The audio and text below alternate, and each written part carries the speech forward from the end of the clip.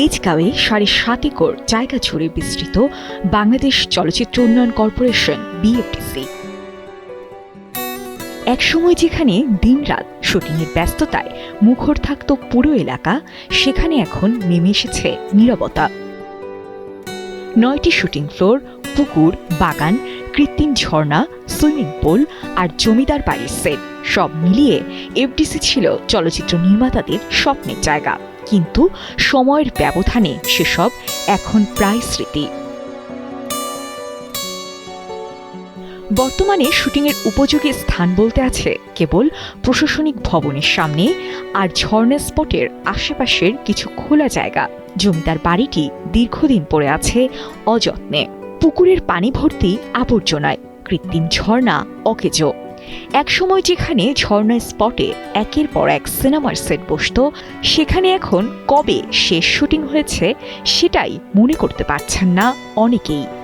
এখন যেই পর্যায়ে এসে গেছে, এখন আপনি দেখবেন যে কোনো ফ্লোরেই কোনো শুটিং নেই, কোনো সিনেমার শুটিং হচ্ছে না।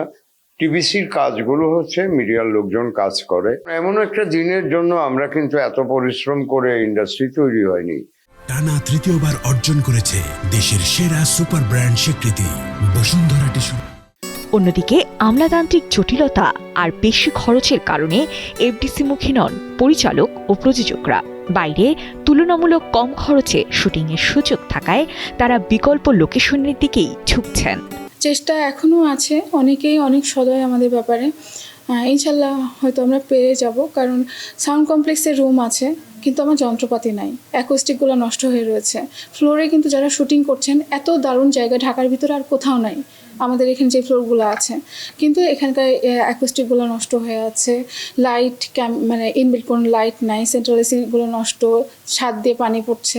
আমি শুধু চেয়েছি এইগুলো রিনোভেট করতে এবং মডার্নাইজ করতে ইকুইপমেন্টগুলো।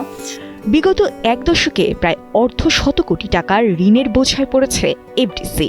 লোকসান আর ব্যয় বেড়েই চলেছে, অথচ আয় বাড়ার কোনো আশাব্যঞ্জক চিত্র নেই। এই অবস্থায় সরকার নতুন করে অনুমোদন না দিলে বিকল্প উপায়ে সংস্থাটিকে সচল রাখার পথ খুঁজতে হচ্ছে। চলতি বছরে এফডিসির সেবা মূল্য কিছুটা কমানো হলেও তাতে কাঙ্ক্ষিত পরিবর্তন আসেনি। আসলে কাজ কমে গেছে এবং বাংলাদেশের সিনেমা হলও কমে গেছে। মেন হচ্ছে গল্প যদি ভালো হয়, দর্শক অবশ্যই হলে যাবে। সংশ্লিষ্টরা বলছেন, আধুনিক প্রযুক্তি, দক্ষ ব্যবস্থাপনা আর দীর্ঘমেয়াদী পরিকল্পনার অভাবে বিএফডিসি আজ পিছিয়ে পড়েছে। চলচ্চিত্র শিল্পের কেন্দ্র হিসেবে বিএফডিসিকে পুনর্জীবিত করতে প্রয়োজন কাঠামোগত সংস্কার, স্বচ্ছ ব্যবস্থাপনা আর সময় উপযোগী বিনিয়োগ। সময়ের সঙ্গে তাল মিলিয়ে আধুনিকায়ন এবং প্রয়োজনীয় উদ্যোগী পারে বিএফডিসিকে তার হারানো জৌলস ফিরিয়ে দিতে।